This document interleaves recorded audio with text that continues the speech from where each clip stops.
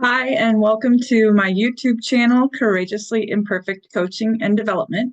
My name is Barb Rank, and in this video, I'm going to share my origin story, which is ultimately why I'm passionate about you and you watching this video right now. So I'm going to start way back. Early years, I was a farmer's daughter, and we learned everything in the environments that we're in. So growing up on a farm in North Central Midwest, what I learned were three things. I learned the value of hard work and working alongside others. I really learned a love of nature. I love to be outdoors, just many good memories from being out on the farm. And I did learn an appreciation for the seasons. So just having spring, you also have to have the harvest. And in between there, you're going to have a season of winter. There's always going to be downtimes in life. And even in those dormant seasons, they're getting us ready for new growth. So I learned all that in my farmer's daughter's years. What I didn't learn back then, but I didn't know it at the time, were things like how to express my emotions in a healthy way. I think what I learned was there's no crying in farming, right? There's no space for that. And I'm not being judgmental. I'm just remembering some things that I picked up along the way. I didn't necessarily learn effective conflict resolution. It was kind of like, hey, it happened, suck it up and move on. And again, I got to where I was because I learned these things, and it got me to a certain point. But it started early on. And then the last thing I didn't learn necessarily was the benefits or the process of balancing productivity with presence and creativity.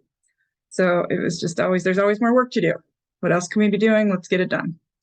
And again, I didn't learn those tools back then, but I didn't know it. And being productive served me well. I think it serves a lot of us really well. So my path led me to becoming a high school English teacher. That's what I got my degree in, because the other thing I learned growing up, I love words. And words are a big part of the coaching and training that I do, because words matter. And I love things that inspire me, like models and words. And again, that becomes a big part of my coaching journey. At this point, though, my life pivoted, and I ended up in prison for a year. Not as an inmate, but I worked alongside inmates in a prison system where every inmate had to get their GED, and they were hiring licensed teachers, and at the time I needed a job. So ended up in this job for a year, and here's what I learned in that job. I learned that I really like working with adults. And then within that population, there were some really motivated adults.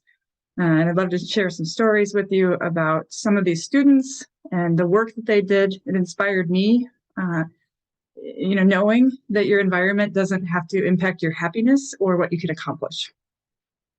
So I took all of this and I decided, what kind of person who loves to teach but wants to work with adults, what kind of job can they get? And I live in a town, I guess, or a city where there's a lot of corporate offices. And so I became a corporate trainer about 25 years ago. Now, here's where I started to teach topics like communication skills, effective conflict resolution skills, collaboration, team collaboration tools. And that's when I started realizing, oh, I don't think I learned these either growing up or in school or even in college. Maybe I had a course or two, but now I'm having to teach it over and over again. And so I'm learning just as much as the students at this age. I'm getting married. I think it's helping my marriage because I'm practicing these tools. But then there was this one tool that stumped me, and it was a course on empathy. And I remember thinking, okay, the concept is I need to understand more about you to get my job done better. Wait, I don't get this. Why do I need to understand you and your feelings to get my job done? And again, I'm just being very honest, but I think it came from the farm girl in me that had been taught, no, you work hard and put your head down and you can accomplish what you need to do. And not that I can't work alongside others, but empathy did not come naturally for me. At the same time, I am very motivated that I'm not going to teach something I haven't mastered or at least tried enough to be competent. So I practiced empathy with my coworkers, with my husband. It was awkward. They would just say whatever they wanted to say to me, and I would have to really think about, will that okay, I can hear what you're saying, and that can be frustrating. That sounds confusing. And I'd have to come up with these words that I'm much better at it now. But this was a whole different skill set. These tools took a little bit different skill than just working hard. But you can work hard at all of these skills. So this really inspired me way back when to say, I don't want to just teach these tools to people who are working at companies that pay for employee development, which is why I was there. I want anybody who wants these tools to have them because they really do help people communicate better, collaborate better, and ultimately help you understand yourself and others better. So fast forward to 5 years ago, been working in corporate this whole time, married, my family's growing up.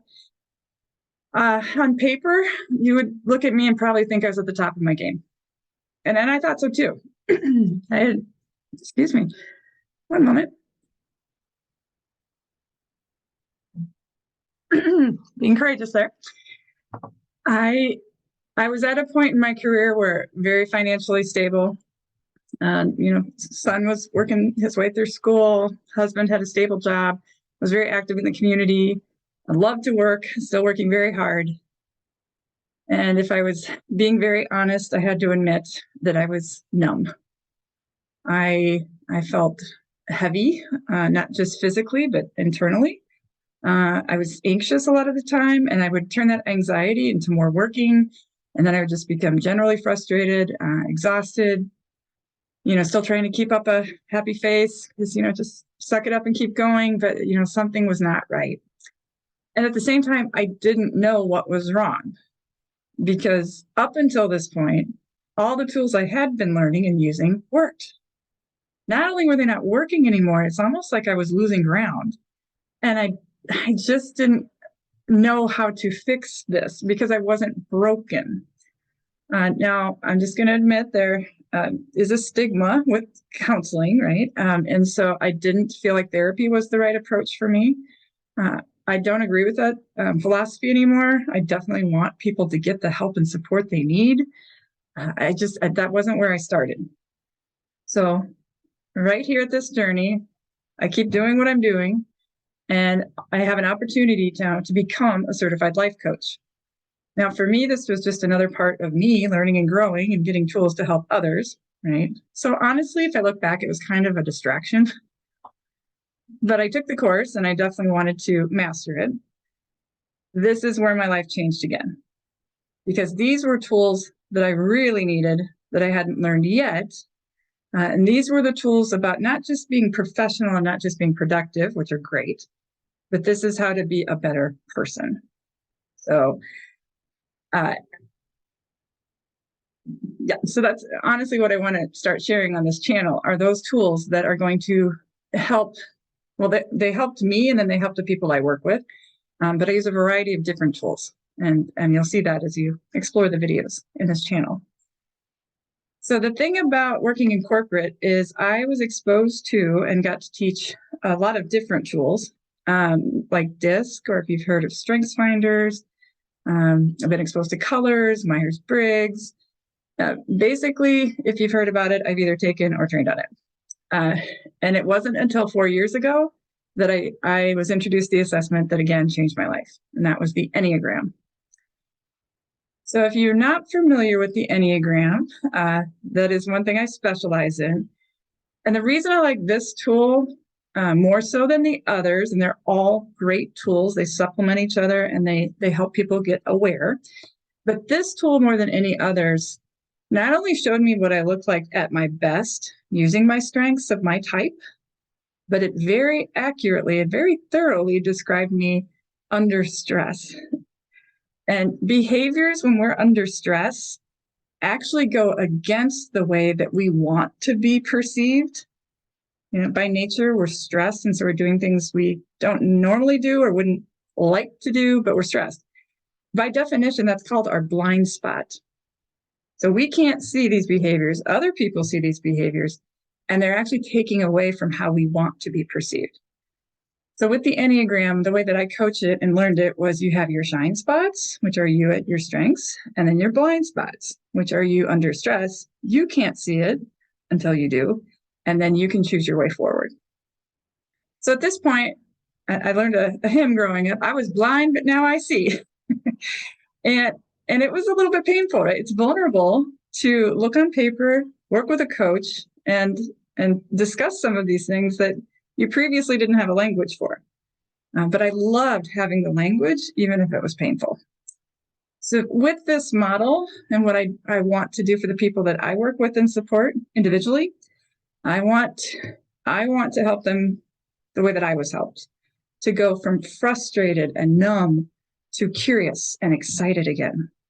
Like excited to get out of bed again, not just to do more work, but because you're excited about life again.